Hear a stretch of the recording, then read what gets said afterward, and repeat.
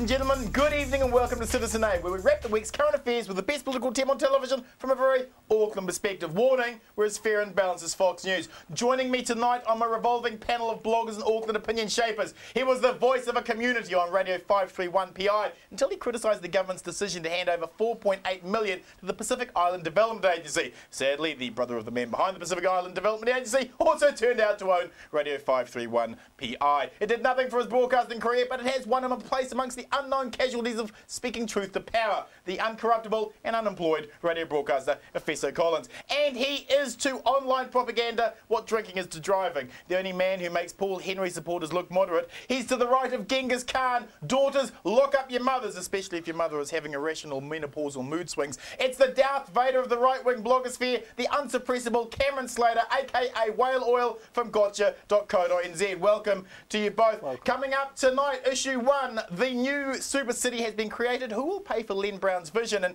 how will Wellington try and shoot him down? Issue 2, National open the door to McPrisons. Will the privatisation of incarceration warp social policy for a profit motive? But then again, who cares about dirty, filthy prisoners? Issue 3 tonight, America voted and blamed Obama for Bush's economic meltdown. What does the result suggest for John Key's change brand? And is Hillary here to drag us away from China? And we'll end the show on a final word. But let's kick things off with issue 1. Thankfully for Brian Rudman, the 27-hour potpourri is over and the cost of the Auckland's unified political force is already being questioned by Wellington. What will Len provide for Auckland and how will National thwart him? Cam, poor Rodney Hyde must be sad after annexing Auckland under a misuse of urgency, denying Māori representation and appointing all the CCOs minus the promised consultation. Bloody Len Brown won. Do you think when he reads his Ayn Rand verse before bed that he cried a little bit this week? No, because Rodney believes in democracy. Does he now? Does he now? And democracy is we've had an election. Len Brown won. I fail to see how there's an annexation of Auckland at all. Under a misuse of urgency, a very clear annexation, but wasn't you're very happy with the result, aren't you? Well, despite the results, surely Rodney's going to be feeling a little bit miffed after all of the underhanded tactics. His side didn't win. But using the Pinko Bible, yes, the ends justifies the means. Len Brown's the mayor. Surely the annexation of Auckland is justified now. Well, no, surely it doesn't follow at all. For you, is Rodney annoyed? Come on, he's a little bit annoyed. He's your good friend. He's a little bit annoyed. I don't think Rodney's annoyed at all. What we've got is a lot of the gold, I guess, of the city, the things that make money other than rates, under the control not of the politicians, which is fantastic. That under control of the corporations. Yes, but that means there's no pork barrel politics associated with those, right? So, you're a funny man. So what we're not going to get is ridiculous spending in using these CCOs as a cash cow to fund frivolous social engineering type projects. Like free swimming pools, that awful engineering like that type of social engineering? Well, I don't have a problem with a small fee on swimming pools. I'm sure you don't. What's $1 or $2 here? Well, to people who are quite poor, I suppose, it'd be quite a bit, wouldn't it? Well, I thought poverty was eliminated under the Labour government. Well, Howard Clark told us that for 9 years. Another great lie. Poverty. Ask the people in South Auckland how that poverty thing's going. Efeso, the right wing, insinuated that South Aucklanders were too stupid and too lazy to get out and vote. Do some quarters within Auckland need to accept this is a super Pacific city? I think it really is a super Pacific city. I'm glad that the South Auckland vote came out and it came out strong. You look back to the election in 2005, Bomber, and Mike Williams came out and said South Auckland won it for Labour. And I think this is the same thing that's happened for Len Brown. I think there was a bit of fear in South Auckland, especially because we kind of felt, those of us living out there felt a little bit left out of the whole thing. And I actually think Rodney is a little bit sad. I think that the centre-right government that we have at the moment weren't expecting a Len Brown win. And I think the South Auckland vote came out in real power. So I'm really glad. I have to be honest. I was trying to be a good boy and not get involved. And then I started standing on street corners for Len Brown. So it got that political activist out of me again. But I think just for South Auckland, it was quite a compelling result. In the Why did they vote? Why did they vote in the numbers they did? I think they were just scared. They were scared that they were feeling a little bit left out. And this all happened before John Banks came out and said, oh, we don't want to replicate South Auckland through the rest of Auckland. How offensive was that? How offensive? Oh, that hurt. That hurt a lot of parts in the community. I know a lot of our older people were thinking, how can you say things like that?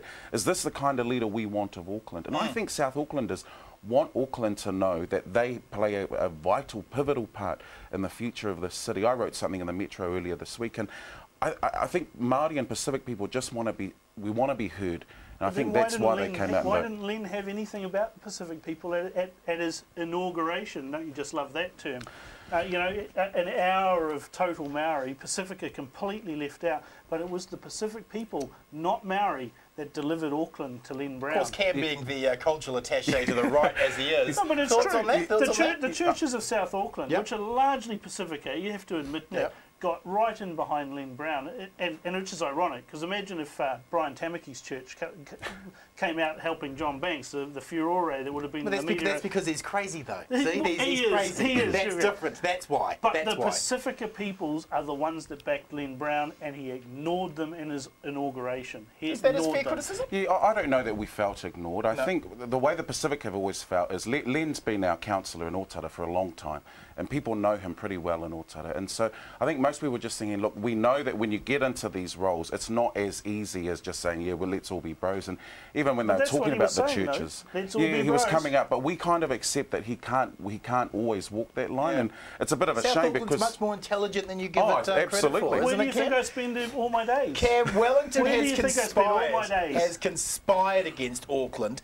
ever since the capital was moved there. They have purposely underfunded the infrastructure for decades and decades and decades. Rather than increase rates, shouldn't Len Brown be demanding more from central government? If he increases rates, he's a dead man walking. Okay, so shouldn't he be demanding more from central government? But the point of demanding more from central Auckland, from central government, is that it is still controlled by the rural rump of New Zealand, who hate Auckland.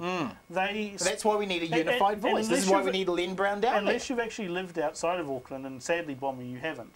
I've visited. Only when my parole conditions allow me to. If you go live in Wellington, they spend almost every day mocking that you're from Auckland. Hating.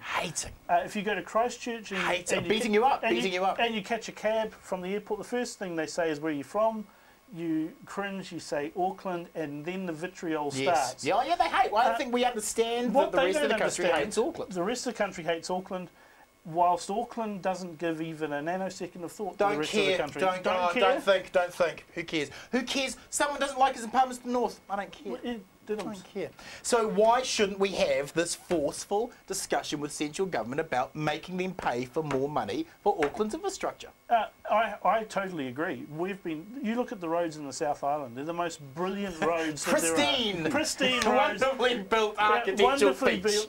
Hospitals, more hospitals per head of population than anywhere else in the world. But Auckland continually underfunded. Absolutely. So you agree that we've got to talk to your friends in the National Party to hand over some more bling? Well, you look back the 9 years before the government that we've got now was Labour, and they again didn't spend money on Auckland. They were crap about that. So you were right. It's decades and decades of neglect. Fesso, how does Len get more social welfare funding directly from central government for the unique urban poverty problems we face in Auckland? Well, he's got to work with John Key. It's really interesting, that everyone's coming out saying, John Key's out there saying we've got to see Auckland succeed. We've got to see this multicultural part of New Zealand succeed. Len Brown wins, and all of a sudden Stephen Joyce is out there saying, we're going to have to rediscuss some of these matters. And you think, what the hell's going on here with these guys? The point is, Len's got to lead a pretty strong campaign for Auckland down there in Wellington. We've got to get these roads sorted out. We can't have people, just getting in their cars. You know what I mean? So we've got to get people into public transport. We've got to do those things. Len, I think he's got the mandate. That's the one thing that's probably on his side. He's got the Auckland mandate to go down there. But that's part of the strategy. The strategy has to be, how do we get people into public transport? Hold on. Public transport is a good idea for other people. Beyond public transport, there is a new role here, isn't there, with a unified Auckland voice to actually muscle government for more money specifically for our welfare, specifically for social welfare. That's central government's role. It's got nothing to do with local body. Hold on. I mean, if we've got Whānau Ora, which is a much more decentralised idea towards welfare, why can't we have Auckland Aura? Why can't we get some more of that money to spend directly by our groups into the areas which we've got unique poverty? We do, and we've got real challenges with the poverty that we've got, especially in pockets of West Auckland and South Auckland. And Len's got to go and do something. And we can't just sit here and think, oh yeah, we'll leave it to central government to sort this out through the Ministry of Social Development. Because they won't. Yeah, well, they haven't. And so Len's got to get out there and represent us. Bureaucrats are all sitting there earning over $100. Sitting in Wellington, ticking the boxes. That's right. Ticking boxes. Oh, we've got a report here about increasing poverty in South Auckland, and none of them go to the gyms in South Auckland. None of them go and work there. None of them go and eat at a cafe in South Auckland. They're sitting there drinking their lattes in Wellington with their cardies on and their soy lattes with their cardies and Julius Marlowe shoes. Okay, question to both of you. Why did we suddenly hear for the first time in this entire process Rodney's new idea to create an Uber council above this council? Why have we suddenly heard that? I haven't heard that. Where'd you dream that up? That was last week. Oh. So you just tune out now from Rodney, don't you? Yeah, it's like, oh yeah, whatever. Why is he creating an Uber council? This is a man who's very upset. Right. He's upset at the result of the council. He's saying, Auckland, you bunch of dodos, why the hell did you vote Lennon? And now he's saying, right, okay, well, let's work out a new way to try and silence the voice that Len's going to have. So I think that's the reason why he's come out with this It's because John Banks didn't win. Yeah, absolutely. Question to both, is Len's vision believable? You have some doubts. I don't believe Len's vision is believable. He's sat there for the last couple of weeks and shoved his vision down all the councillors' throats. He's always talking about me, my. It all gets very boring when you hear someone go on about that. But the good thing about that is that when it doesn't work, there's only one person to blame, and that'll be Len. Len Brown has a vision, and it's believable, isn't it? Len Brown has a vision. Yeah, he does. I don't know that it's deliverable, though, and I think that's the problem. That's well, it's deliverable in the sense that can he get the backing? Can he work with central government so he can get the money? If he raises rates, he's in real trouble, and we don't want him to be the one-term mayor. So he's got to play this game very carefully, and South Auckland is prepared to stand with him. Cam, who wins, who loses with the Super City? Well, I've looked at the councillors with a very few exceptions. It's a very poor council. You have to say CNR really lose, don't you? Well, at the community board level, they won far more than City Vision and Labour. In terms of the council, yes.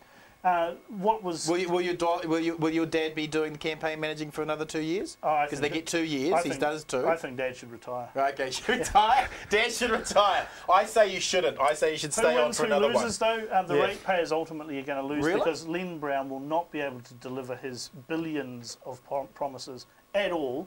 The rail to the airport is madness. Yeah, I agree with that. Rail to the North Shore, heavy rail to the North Shore to Albany, great idea. People can drive their cars to Albany to park to wait for a train is not a winner. Great idea. Well, I love it.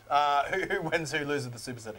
I think the centre-left have won in the Super City. Len will get a good chance. I think Aucklanders will give him another chance at the next election, but then they're going to want to see things start to happen. If he can't start producing some real headway towards these goals, then after 6 years... Thank you, panel.